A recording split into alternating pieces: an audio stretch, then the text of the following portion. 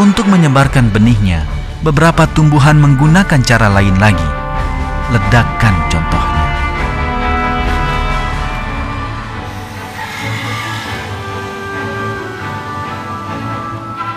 Ini adalah benih sejenis mentimun. Berkat perangkat khusus ciptaan Allah, benih ini dapat tersimpan dalam ruangan bertekanan tinggi.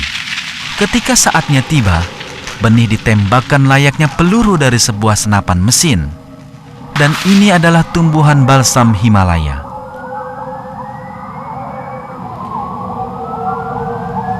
Perangkatnya mempunyai rancangan begitu sempurna sehingga sentuhan paling lembut pun akan memicu mekanisme penembakan. Tenaga ledakannya begitu kuat sehingga benih tumbuhan ini dapat dilontarkan hingga 5 meter jauhnya.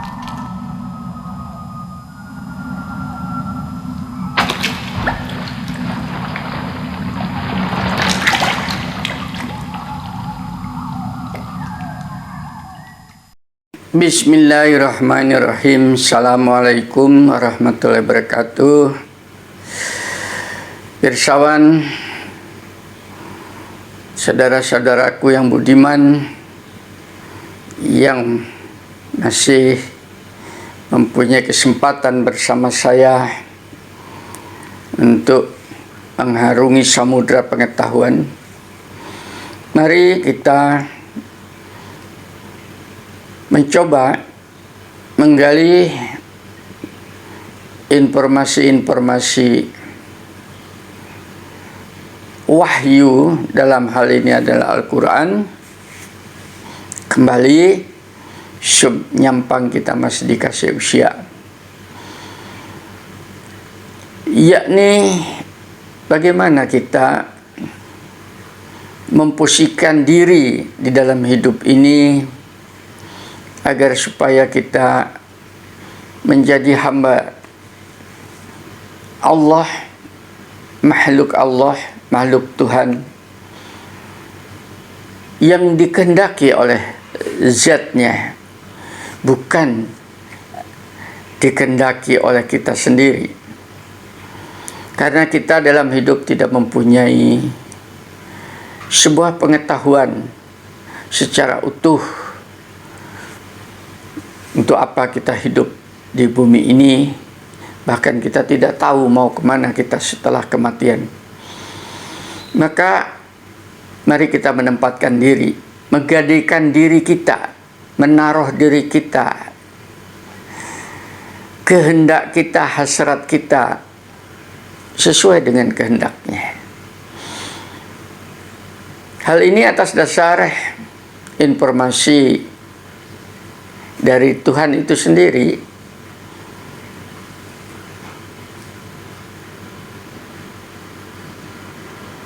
yang berbunyi sebagai berikut. Silahkan nanti Anda lembari surat Ali Imran surat ketiga 74. Dia Allah memberikan rahmat kepada siapa yang dikehendakinya, dan sungguh rahmatnya itu amat luas.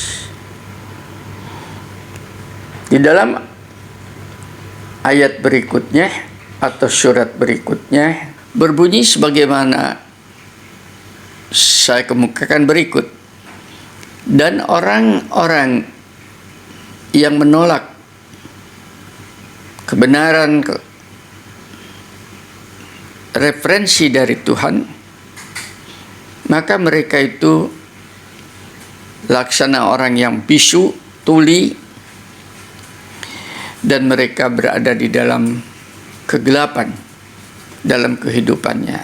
Artinya kita tidak tahu apa-apa tentang kehendak kita itu sendiri kalau kita tidak mempunyai referensi dari Tuhan. Maka barang siapa yang dikehendaki oleh Allah untuk sesat, niscaya tidak ada yang bisa membantunya dan dia akan menjadi sesat. Sebaliknya, barang siapa dikehendaki oleh Allah untuk menjadi orang yang lurus, orang yang benar, maka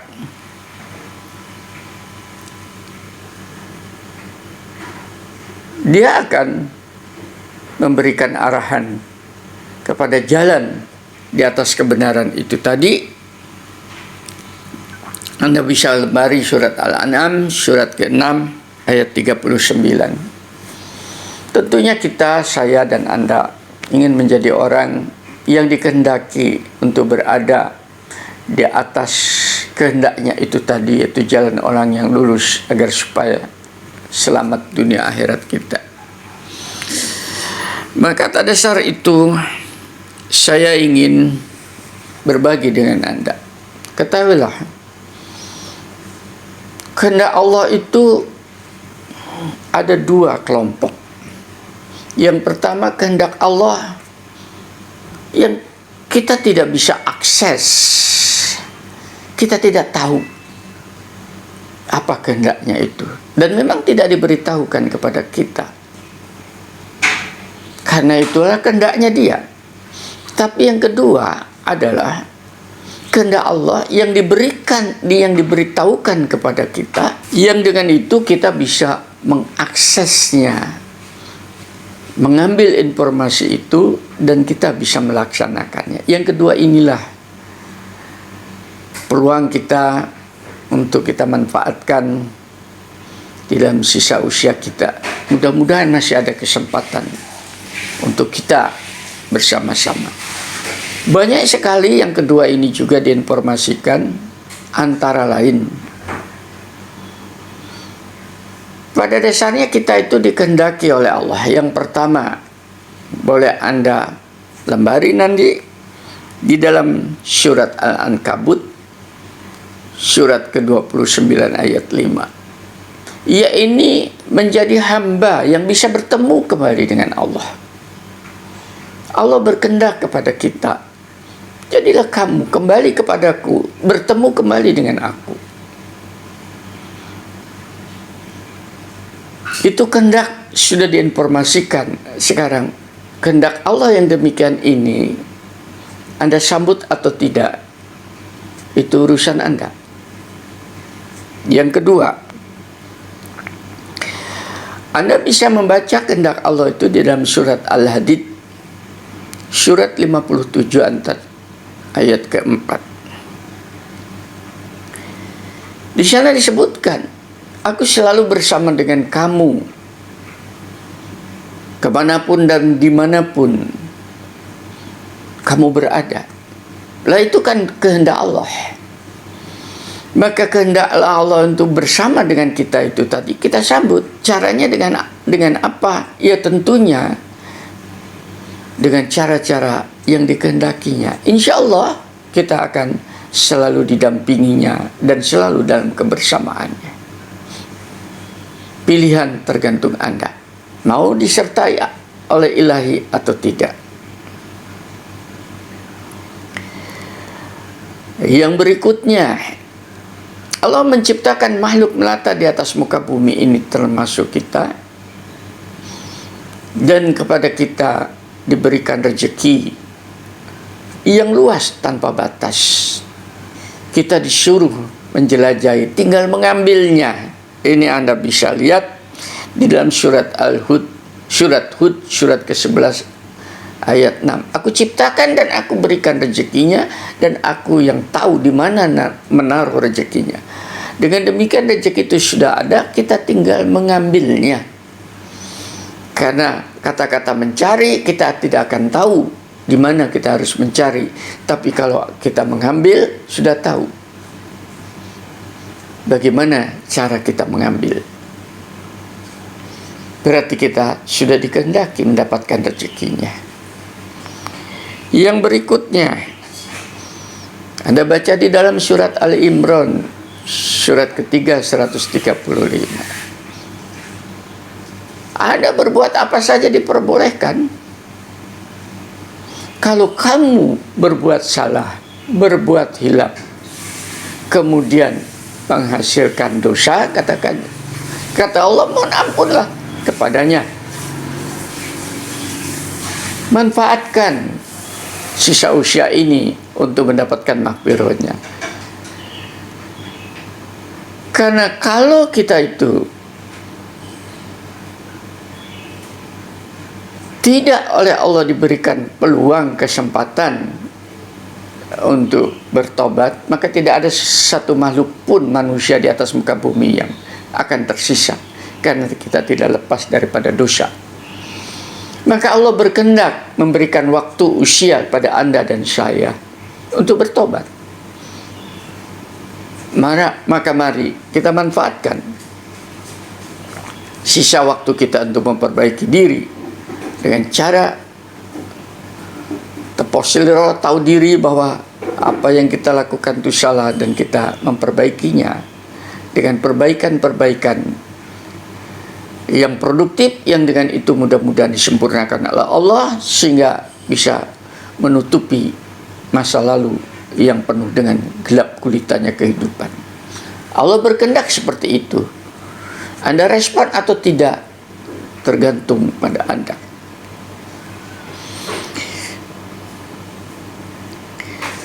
Yang berikutnya, kita disuruh hidup untuk tidak takut dan tidak bersedih hati. Caranya bagaimana? Tetap kita itu istiqomah untuk mengimani bahwasanya ada ilahi yang menjaga kita, dan kita ini hanya memakai sarana yang diberikan, yaitu jiwa, satuan antara rohani dan jasmani ini dinamakan jiwa, untuk kita berkreasi, rekreasi, berekspresi segala sesuatu di atas muka bumi dengan semuanya fasilitas itu. Selama kita itu berada dan istiqomah mengimani ilahnya, maka kamu tidak perlu sedih. Itu kehendaknya Allah. Direspon atau tidak, itu tergantung Anda.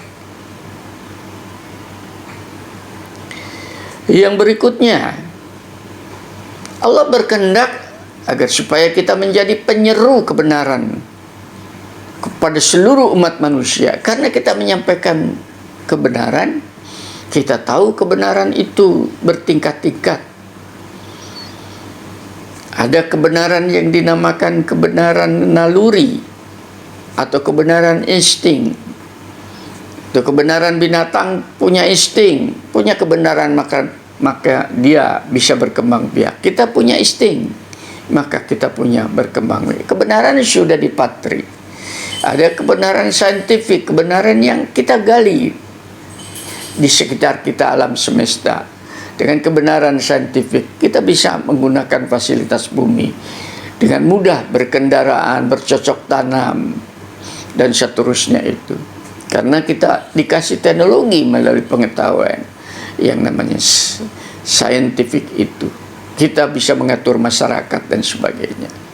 Kita sudah memanfaatkan sehingga berkembanglah peradaban. Ada kebenaran yang namanya filsafati. Kita disuruh berpikir di dalam setiap saat. Untuk apa saya hidup? Kemana saya akan mati? Apa itu kebenaran? Apa itu kebaikan? Bagaimana cara saya bisa membantu sesama? Itu membangun filsafati namanya. Bagaimana cara berkasih sayang? Bagaimana mencapai kesejahteraan hidup? Tanpa ada kebenaran filsafati yang memenuhi rongga dada yang dipenuhi dengan namanya kebijaksanaan, menjadi orang yang bijak, maka kita tidak akan mulia hidup di atas muka bumi. Yang diminta semua itu harus disampaikan. Dan yang terakhir, yang paling tinggi adalah kebenaran wahyu, kebenaran ilahi, kebenaran yang mutlak dari ilahi. Baik yang terbuka, itu yang namanya kebenaran yang disampaikan, dikenal sebagai ayat-ayat muhkamat yang terbuka. Kita bisa sholat, kita bisa puasa, bisa zakat, kita bisa mengatur masyarakat. Itu terbuka di dalam firman-Nya ada. Dan ada yang tersembunyi, yaitu mutasabihat. siapa Allah, di mana berdomisili, siapa itu malaikat, apa itu namanya surga, apakah apa alam kubur dan sebagainya, itu tersembunyi. Juga diinformasikan di dalam wahyu itu tadi. Itu kebenaran-kebenarannya yang harus disampaikan kepada masyarakat supaya menjadi lengkaplah di dalam hidup. Karena kita akan masuk ke dalam alam-alam. Ada yang dohir dan ada yang batin. Nah, Anda dan saya diminta oleh Allah untuk menyampaikan seluruhnya itu tadi ke dalam masyarakat. Yang tertinggi adalah kebenaran-kebenaran wahyu. Kebenaran filsafati sudah saya sampaikan melalui kuliah-kuliah saya di kampus. Kebenaran saintifik aku sudah membina masyarakat melalui dunia kampus dan dunia bermasyarakat. Kebenaran-kebenaran yang sifatnya adalah wahyu, apa yang saya sampaikan kepada Anda ini. Kenapa ini disampaikan? Karena saya ingin menjadi orang yang dikehendaki, yaitu Anda bisa baca di dalam surat Al-Baqarah, surat ketiga Ali Imran ayat 104. Jadilah di antara kamu, hendaknya ada di antara kamu segolongan orang yang menyeru kebenaran, kepada ajakan kebaikan, kebenaran, amar ma'ruf, nahi mungkar. Dan itulah sebaik-baik perkataan di atas muka bumi.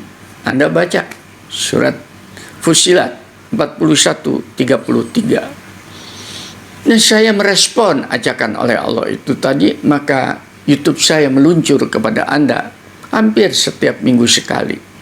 Dan Anda yang mengikuti YouTube saya dan makin mendekat kepada saya, insya Allah Anda termasuk kelompok saya yang merespon ajakan ilahi, yaitu menjadi kelompok penyeru. Mudah-mudahan seperti itu diijabahi oleh Allah. Kenapa ini saya sampaikan, saya respon ajakan ilahi itu? Karena ajakan Allah, kehendak Allah yang lain, yakni seruan ilahi itu sendiri. Dan Allah menyeru manusia, Anda dan saya, ke Darussalam, yaitu surgawi, dan memberikan petunjuk pada orang-orang yang Dia kehendaki ke jalan yang lurus, ke jalan yang benar. Anda bisa baca surat Yunus, surat ke-10 ayat 25. Mudah-mudahan Anda dan saya merespon ajakan ilahi, yaitu kepada Darussalam, akhir daripada perjalanan hidup kita ini, yakni pada saat waktu sudah berhenti, dan disitulah pertemuan antara Khalik dan makhluk dalam keabadian yang tidak berkusut, yang tidak ada kesudahan karena waktu sudah berhenti. Mudah-mudahan Anda merespon ajakan saya ini tadi atas kehendak ilahi, yakni menjadi hamba-hamba Allah, makhluk Allah yang merespon seruan ilahi. Walhamdulillahirabbil alamin. Assalamualaikum warahmatullahi wabarakatuh.